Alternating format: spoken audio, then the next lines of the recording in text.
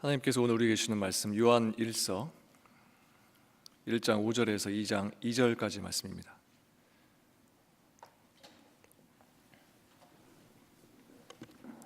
요한 1서 1장 5절에서 2장 2절까지 말씀 함께 보도록 하겠습니다.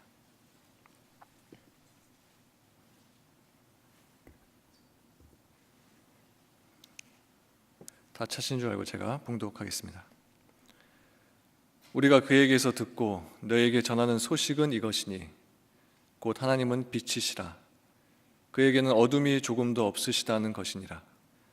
만일 우리가 하나님과 사귐이 있다 하고 어둠에 행하면 거짓말을 하고 진리를 행하지 아니함이거니와 그가 빛 가운데 계신 것 같이 우리도 빛 가운데 행하면 우리가 서로 사귐이 있고 그 아들 예수의 피가 우리를 모든 죄에서 깨끗하게 하실 것이요 만일 우리가 죄가 없다고 말하면 스스로 속이고 또 진리가 우리 속에 있지 아니할 것이요 만일 우리가 우리 죄를 자백하면 그는 미쁘시고 의로우사 우리 죄를 사하시며 우리를 모든 불의에서 깨끗하게 하실 것이요 만일 우리가 범죄하지 아니하였다 하면 하나님을 거짓말하는 이로 만드는 것이니 또한 그의 말씀이 우리 속에 있지 아니하니라. 나의 자녀들아, 내가 이것을 너희에게 쓰면 너희로 죄를 범하지 않게 하려 함이라. 만일 누가 죄를 범하여도 아버지 앞에서 우리에게 대언자가 있으니 곧 의로우신 예수 그리스도시라. 그는 우리 죄를 위한 화목 제물이니 우리만 위할 뿐 아니요 온 세상의 죄를 위하심이라. 아멘.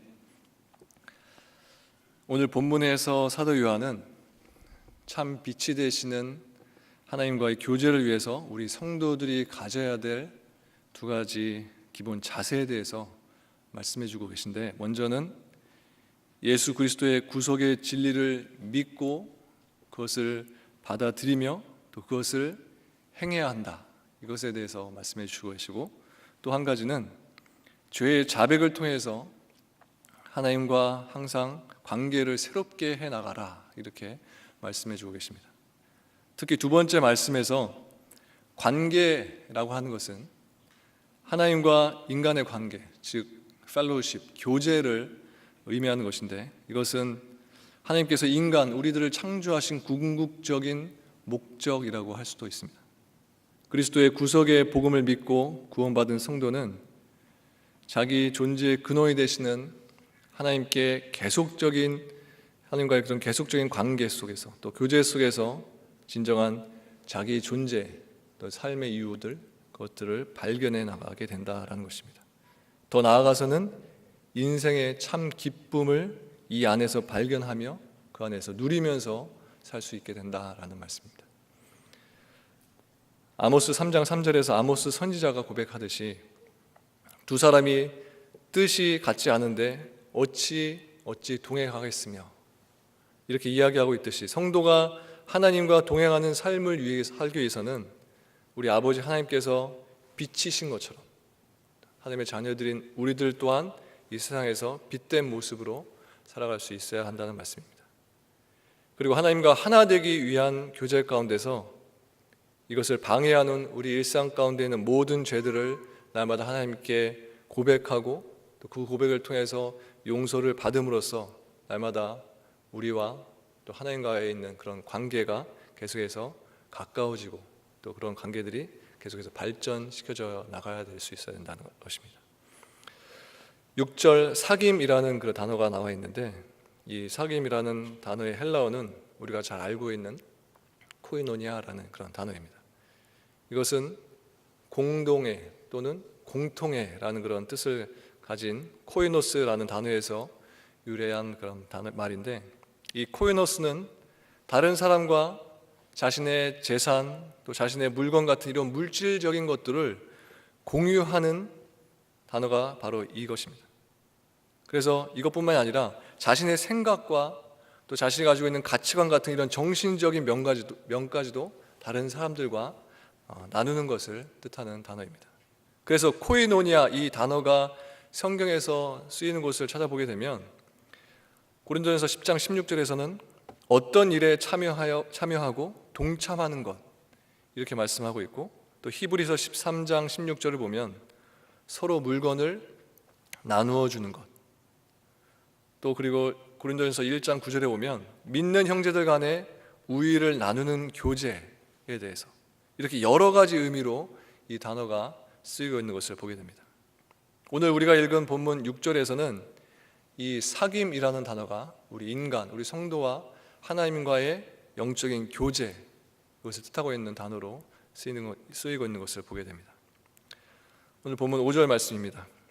우리가 그에게서 듣고 너희에게 전하는 소식은 이것이니 곧 하나님은 빛이시라 그에게는 어둠이 조금도 없으시다는 것이니라. 여기 시작 부분에 나오는 그라는 단어가 나오는데 이것은 영원한 생명이신 예수 그리스도 그분을 뜻하는 표현, 바로 그인 것입니다. 예수 그리스도께서 이 세상에 내려오셔서 하나님의 말씀을 제자들에게 전하셨고 그 말씀을 들은 제자들은 세상 사람들에게 또한 그것을 증거했다라는 말씀입니다.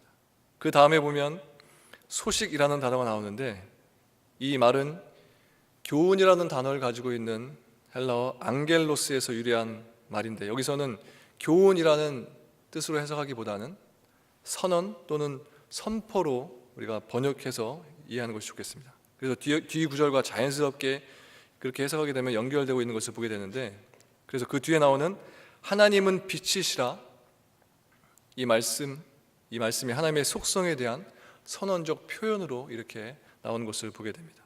특별히 이곳 하나님은 빛이시라 이 말씀을 영어 성경을 보게 되면 성경 다른 곳에서는 이 빛이라는 단어를 단지 light만 단어만 쓰지 않고 a light 또는 the light 이렇게 관사가 light 앞에 관사가 붙어 있는 것을 보게 되는데 이곳에서만 단지 God is light 관사 없이 표현하면서 하나님의 본성 그분 자체가 빛이시다라는 것을 우리에게 보여주고 계십니다.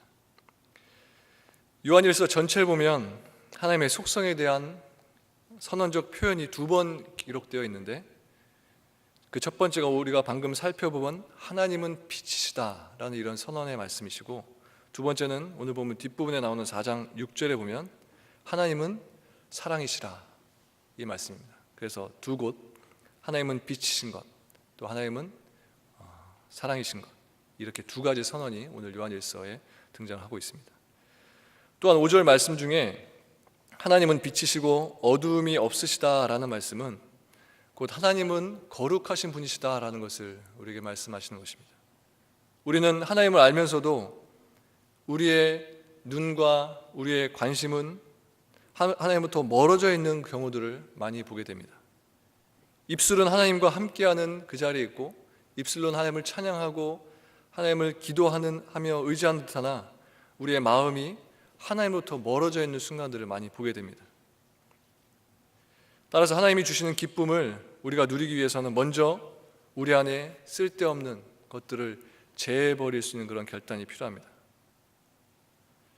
하나님의 거룩하심 앞에서 현재 우리가 진정으로 바라고 또 원하는 것들이 과연 가치 있고 하나님께서 원하시는 뜻 가운데 있는 것들인지 이것에 대해서 우리가 깊이 묵상하고 생각해 보면서 바울의 고백처럼 그런 모든 것들이 배설물에 불과한 것이다 이렇게 단호한 믿음 가운데 결단을 내리고 제해버릴 수 있는 그런 용기와 믿음이 우리에게 필요하다고 할 수 있습니다. 그리고 그 사랑의 가치는 하나님께서 주신 그 사랑의 가치는 하나님의 거룩 앞에서 우리가 생각했던 것 이상으로 더욱더 크게 빛나며 우리들의 삶 가운데 나타나게 되는 것을 우리가 볼 수 있어야 합니다. 어두움은 사물을 제대로 분별할 수 없게 하고 빛은 사물을 명확하게 바라볼 수 있게 해줍니다.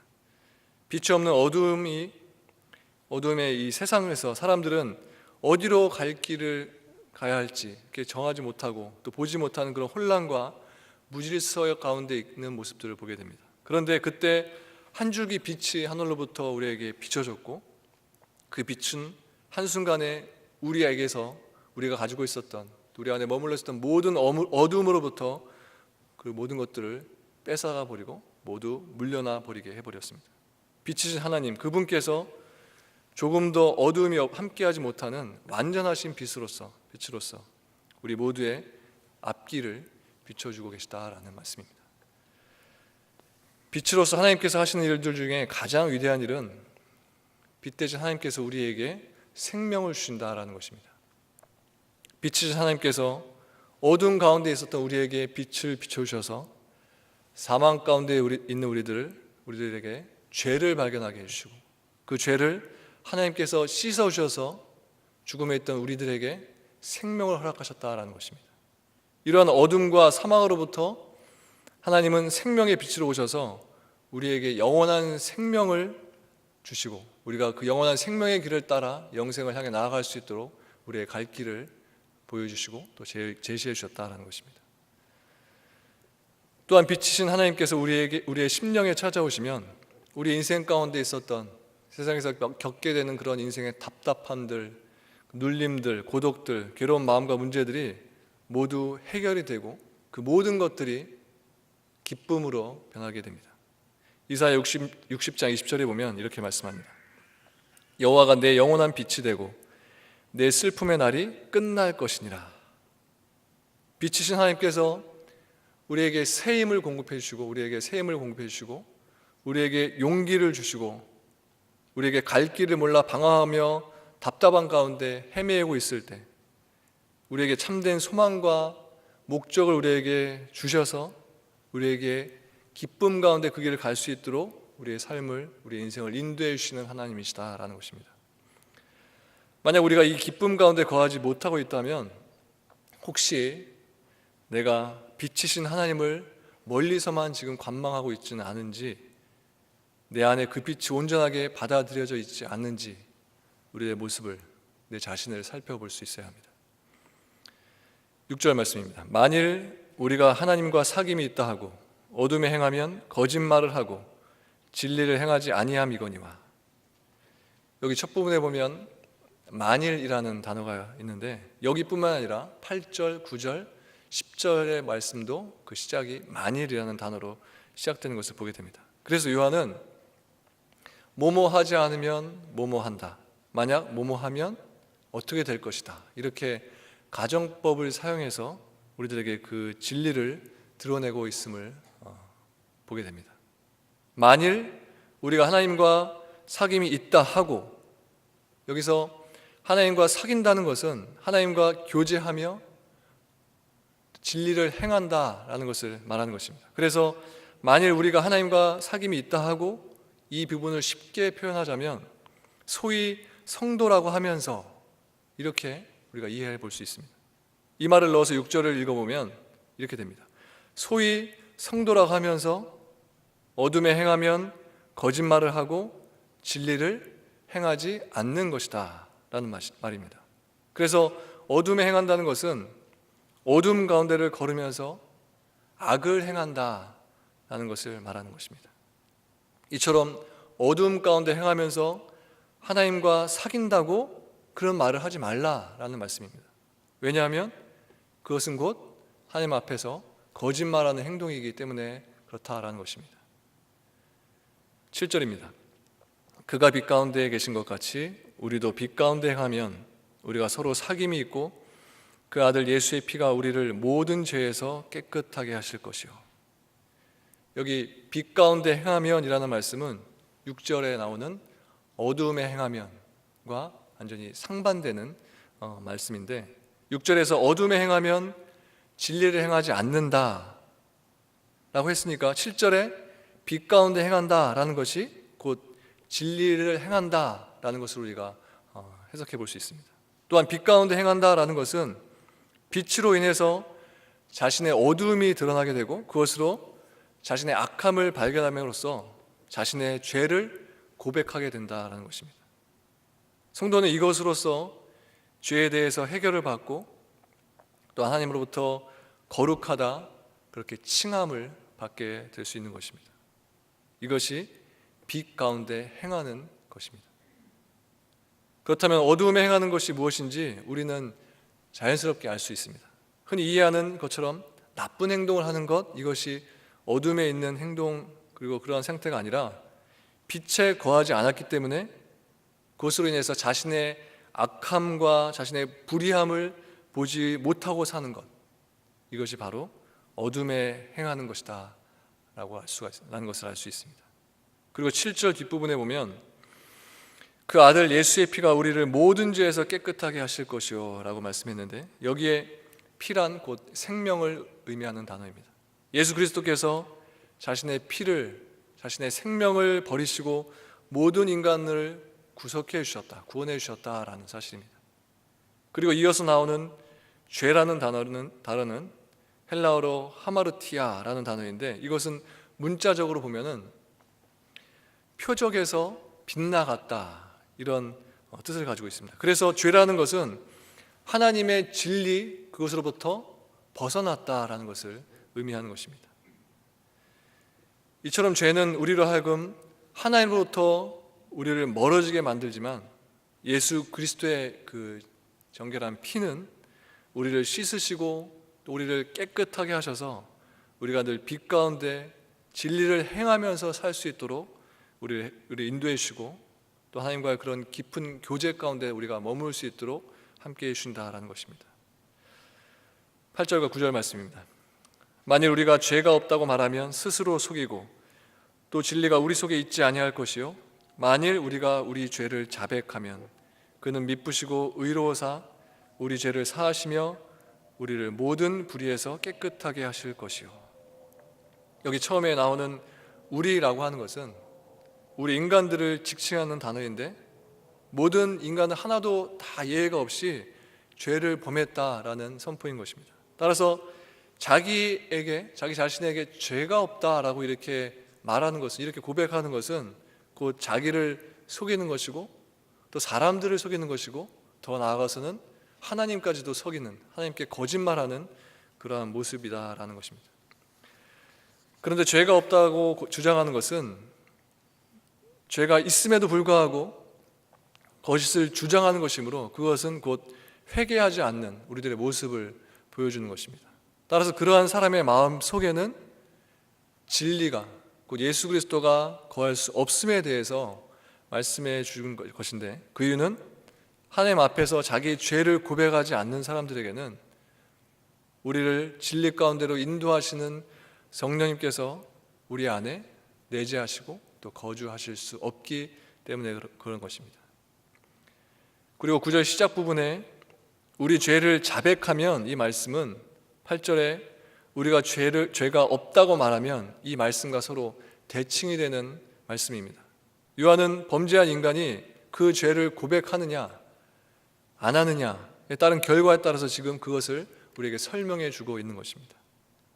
즉 8절에서 요한은 자기 죄를 고백하지 않을 경우에는 진리 대신 예수 그리스도를 얻지 못하고 결국 사망으로, 멸망의 길로 이를 수밖에 없게 된다, 이렇게 말해 주었는데, 이제 여기 9절에 와서는 반대로 죄를 고백하게 되면 그 사람은 구원을 받고 하나님과 새로운 교제 가운데 그런 관계 속에 놓이게 된다, 이렇게 결론에 대해서 결론적으로 말씀해 주고 있는 겁니다.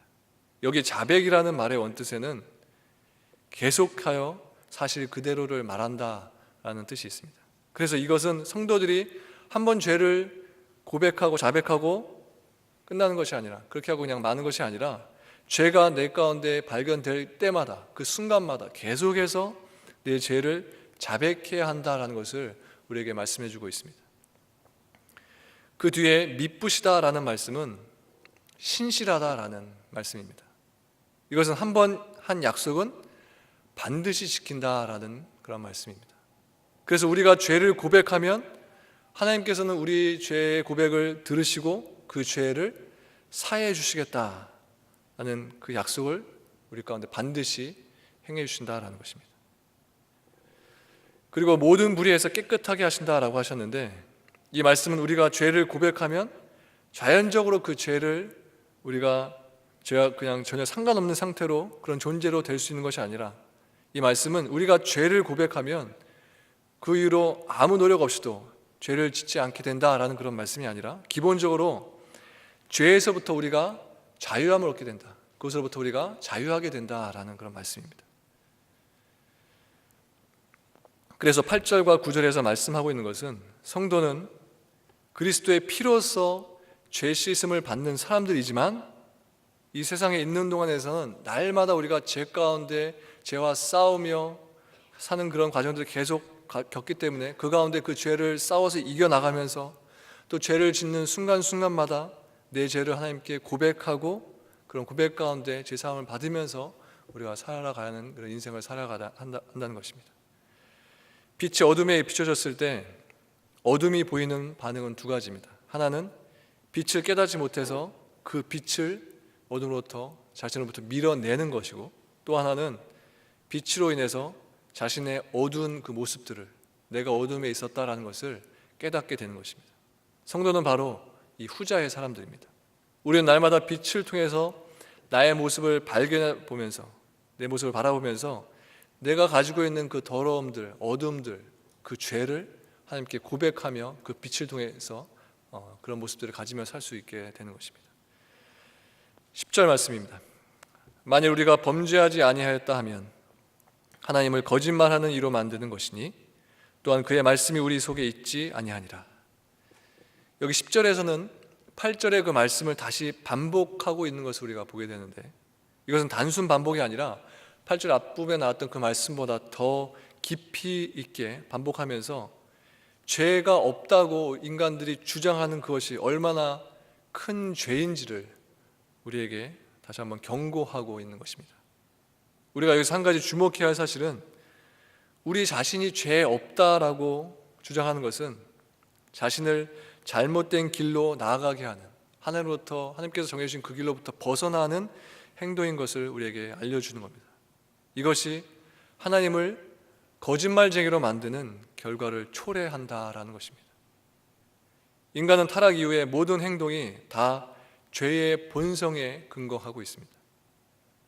따라서 이러한 사실을 부인한다는 것은 자신의 교만함을 드러내는 것뿐만 아니라 스스로 거짓말쟁이인 것을 인정하는 모습인 것입니다. 그리고 이러한 모습은 무엇보다도 하나님을 모욕하는, 하나님을 거짓말쟁이로 만드는 그런 엄청난 죄를 갖게 되는 행동이라는 것입니다.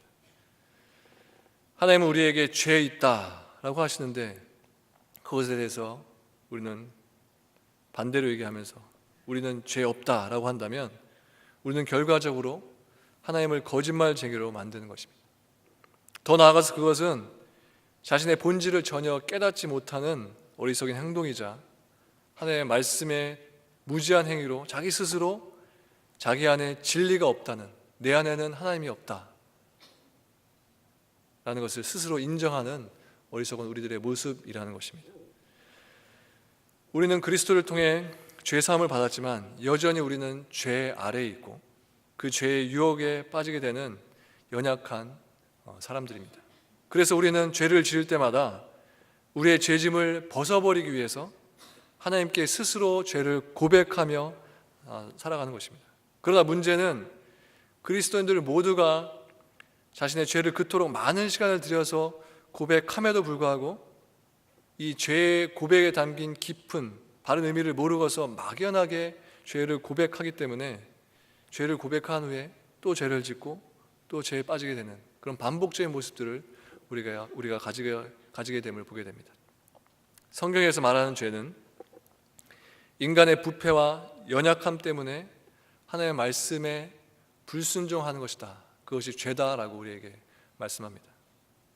그리고 그것으로 인해서 하나님과의 관계가 우리가 깨지게 되고 결국에는 하나님의 형벌을 초래하는 것이다라고 말씀해주고 계십니다. 따라서 죄가 단순히 인간과 인간 관계에서만 발생되는 것이 그 죄가 아니라 하나님과 우리 사이에 발생되는 것이 죄이기 때문에 단지 인간관계의 회복이나 인간관계 속에서 수평적인 그런 인간의 감정의 정리로만 해결될 수 있는 것이 절대 아니다라는 것입니다. 죄는 참으로 교묘합니다. 그래서 엄청난 죄를 저지르면서도 그 죄에 대한 무서움을 우리가 전혀 모르고 스스로 그 죄에 깊이 빠지게 되는 것을 보게 됩니다. 한 번은 인터넷에서 에스키모가 늑대를 잡는 그런 영상을 우연히 본 적이 있습니다.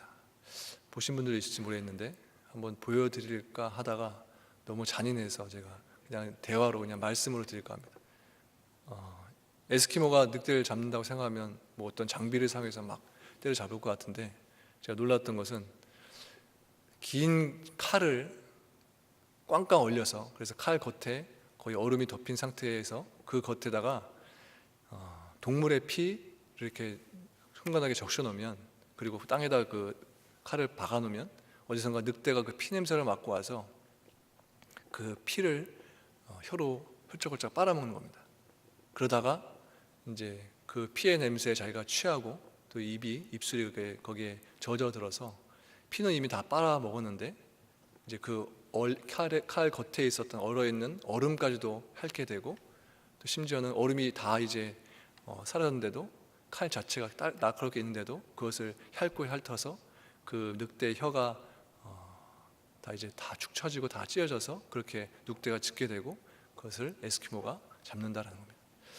이렇게 우리도 모르는 사이에 죄의 맛을 경험하게 되면 점점 더 깊고 세고 또 강도가 높은 그런 죄를 맛보기 원하고, 또 우리도 모르게 그런 곳으로 깊이 빠져드는 모습들을 보게 됩니다. 자신의 죄를 깨달았다 할지라도 우리가 바른 신앙 가운데 좀 더 철저하게 죄를 고백하지 않고, 또 그 죄 가운데로부터 우리가 돌이키지 않으면 단지 감정적으로 눈물을 흘리는 것으로, 그렇게 눈물 흘리며 기도하는 것만으로 우리가 끝나게 될 때 우리에게는 아무런 변화가 있을 수 없다는 것입니다. 바른 죄의 고백에는 분명한 변화가 있게 마련입니다. 사도행전 3장 19절에 보면 베드로는 오순절의 첫 설교에서 이렇게 선언을 합니다. 너희가 회개하고 돌이켜 너희 죄 없이 함을 받으라. 이같이 하면 새롭게 되는 날이 주 앞으로부터 이를 것이요. 이 말씀처럼 죄의 고백의 결과로서 그 이전과는 전혀 새로운 상태가, 새로운 변화가 있게 될 것이다 라는 겁니다. 또한 요한일서 5장 4절에 보면 사도 요한은 말하기를, 죄를 고백하게 될 때 하나님과의 참된 교제를 회복하게 될 뿐만 아니라 악한 세상으로부터 승리케 되는 그런 경험을 하게 될 것이다. 이런 변화에 대해서 우리에게 말씀해 주고 있습니다. 이 말씀에 의하면 죄를 그대로 둔 채 진실하게 그 죄를 고백하지 않는 사람들은 결코 세상 가운데서 승리할 수 없다, 이렇게 우리가 이해할 수 있습니다. 그것은 죄의 무거운 짐이 우리의 삶을 계속해서 누르고 끌어당기기 때문에 그렇습니다. 기도를 해도 응답이 되지 않거나, 세상에서 내가 계속해서 실패와 낙담 가운데 머물러 있다면 내가 혹시나 내 죄에 대해서 철저하게 고백하지 않았나, 이 부분에 대해서 우리가 생각해 볼 수 있어야 하고, 이후에 진실한 고백을 통해서 우리를 새롭게 하시고 세상 가운데서 실패가 아닌 승리케 하시는 하나님의 역사, 그 변화된 모습을 우리가 삶 가운데서 경험하며 살 수 있어야 합니다. 본문 2장 1절과 2절에서는 성도가 범죄하였을 때 그 죄를 용서받는 길은 우리의 대언자이시고 또 우리의 중보자가 되신 예수 그리스도와 연합하는 것이다, 이것을 말씀해 주고 계신데, 먼저 1절 말씀 보면 이렇게 말씀합니다. 나의 자녀들아, 내가 이것을 너희에게 쓰면 너희로 죄를 범하지 않게 하려 함이라. 만일 누가 죄를 범하여도 아버지 앞에서 우리에게 대언자가 있으니 곧 의로우신 예수 그리스도라. 여기 보면 자녀들아 이렇게 말씀을 시작하고 있는데, 이 자녀들아 라는 말씀은 이곳 위에 요한복음 13장 33절에도 표현되고 있는 것을 보게 됩니다. 두 곳 모두 영어로는 My children 같지만 요한복음 13장 33절에는 한글 성경에 보면 그냥 자녀들아가 아니라 작은 자들아, 이렇게 좀 달리 표현하고 있는 것을 보게 됩니다. 이제 연로한 사도 요한이 영적인 아버지로서 성도들에게, 부모가 자녀에게 사용하는 그 말, 자녀들아, 내 아이들아, 이렇게 말하면서 성도들의 영적 아버지인 자기가 영적인 아비로서 그 자녀들에게 그 말을 듣고, 영적인 아비로서 하는 그 자신의 말을 듣고 그 말에 귀를 기울이고 그 말에 따르기를 원했던 사도 요한의 그 마음을 우리가 읽게 됩니다. 이어서 나오는 말씀이 이것을 너희에게 쓰면 너희로 죄를 범하지 않게 하려 함이라, 이 말씀입니다. 사도 요한은 이곳에서 요한 일서를 기록한 목적에 대해서 말하면서 그것이 너희들이 죄를 짓지 않게 하기 위한 것이다. 이 기록 목적을 이렇게 우리에게 밝혀주고 있습니다. 이것이 바로 부끄럼 없는 성도의 모습입니다. 죄를 철저하게 배격하면서 자신의 죄에 대해서 숨김없이 그것에 대해서 예수님께 고백하고 그 죄를 날마다 청산받고 사는 것, 이것이 성도로서 내디뎌야 할 첫 발걸음, 첫 스텝이라고 할 수 있습니다. 그 어떤 사람도 육신을 가지고 이 세상에 있는 동안에 그 죄로부터 자유로울 수 있는 사람은 절대 이 세상에 한 명도 없습니다. 그러나 죄를 대하는 그의 태도가 어떠한가 하는 것은 그가 성도라는 영광스러운 이름을 가질 수 있는 자인지 아닌지, 죄로 인해 영원히 명말받을 수밖에 없는 자인지 우리가 이렇게 그것을 통해서 구별할 수 있게 되는 겁니다. 만약 온전한 성도라면 결코 그 사람은 범죄하는 것을 즐기지는 않을 겁니다. 성도라는 이름은 우리에게 참으로 영광스러운 이름이라고 할 수 있습니다. 그 이유는 성도라는 그 이름 안에 절대자이신 하나님은 물론이고 택한 백성을 위해 구속사역을 성취하신 예수 그리스도의 그 아름다운 관계가 모두 그 단어 성도라는 이름 안에 함축되어 있기 때문에 그렇습니다. 성도라는 호칭이 우리에게 때로는 귀하게 여겨지지 못할 때도 있는 것 같습니다. 목사인 저에게, 또 어떤 장로님에게, 어떤 집사님들에게 누군가가 성도님 이렇게 호칭을 붙인다면 왜 나한테 성도라고 부르지? 내가 누군지 모르나? 이렇게 생각이 들면서 별로 이렇게 성도라고 불림을 받는 게 별로 기분이 좋지 않고 찝찝할 수도 있습니다.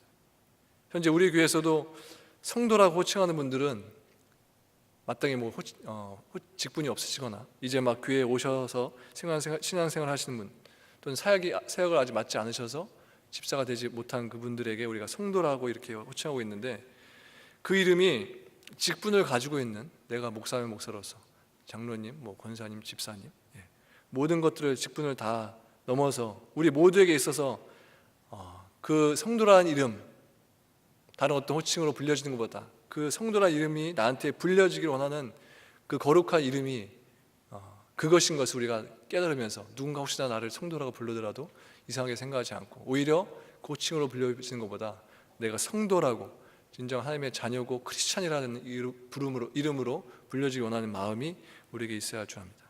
이렇게 성도라는 영광스러운 이름을 가진 사람들이 나가야 할 길이 있는데, 그것이 바로 죄를 철저하게 배격해야 하는 것임을 본문 2장 1절에서 우리에게 말씀하고 있는 것입니다. 1절 후반부에서는 이렇게 말씀합니다. 우리에게 대언자가 있으신데 그분이 곧 의로우신 예수 그리스도시라. 여기서 대언자라고 하는 것은 옹호자, 위로자, 변호자라고 이렇게 해석할 수 있습니다. 그리고 이 단어는 이 부분에서는 보혜자라고 우리가 볼 수 있습니다.